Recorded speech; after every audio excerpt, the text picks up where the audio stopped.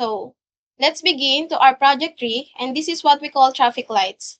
It involves programming an Arduino to simulate a traffic light system.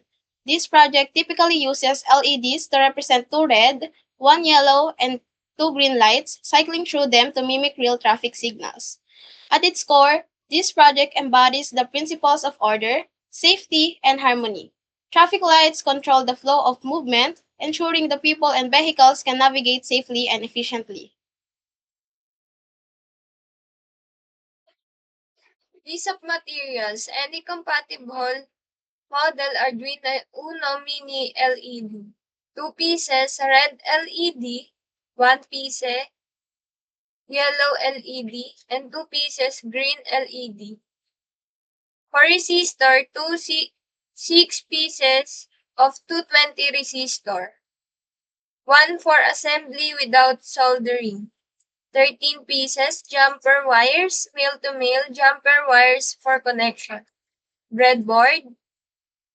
For easy circuit assembly without soldering. 1 pieces push button, power supply, USB cable to connect the Arduino to computer or a battery pack of standalone operation. Computer with Arduino IDE installed for coding. So, good day everyone. Thank you for being here today to watch our presentation. So, first, I would like to introduce my group. I am Janela Borja, and I'm also with Weird Jovelyn, Manti Dave, and Rebagoda Joshua. And we are the Group 2 Technovation. So, without further ado, let's dive head first into our presentation.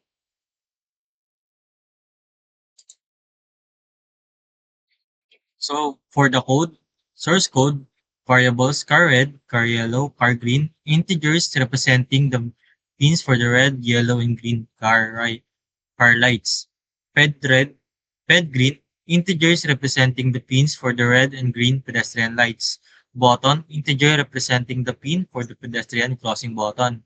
State, integer representing the current state of the button, 1 for press, 0 for not press, cross cross time, integer representing the time allowed for pedestrian to cross in milliseconds. Change time, unsigned long representing the time since the button was last pressed in milliseconds.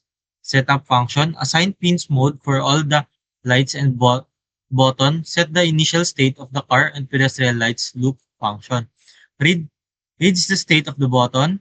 Check if the button is pressed and if it's been more than 5 seconds since the last button pressed. If both conditions are met, calls the change lights function to change the lights. Change lights function turns on the green car light and the red pedestrian light. Wait for 3 seconds. Turn off the green car light and the red pedestrian light. Turns on the yellow car light and the red pedestrian light. Wait for 6 seconds. Turn turns off the yellow car light and the red pedestrian light. Turns on the red car light and the green pedestrian light.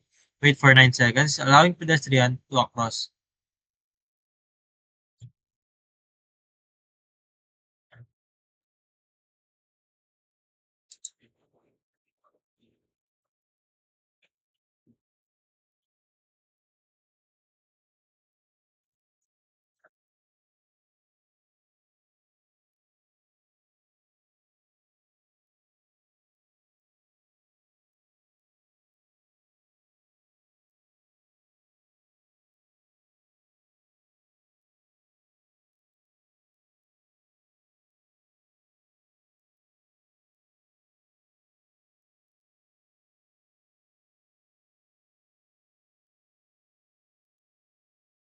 Reference www.arduino.cc.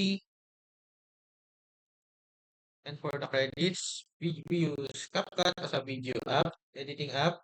For PPT, we use Microsoft PowerPoint.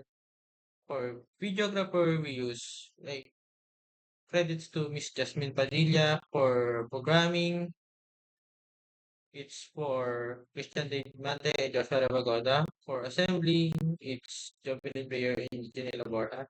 And for editing, all of us are in the group.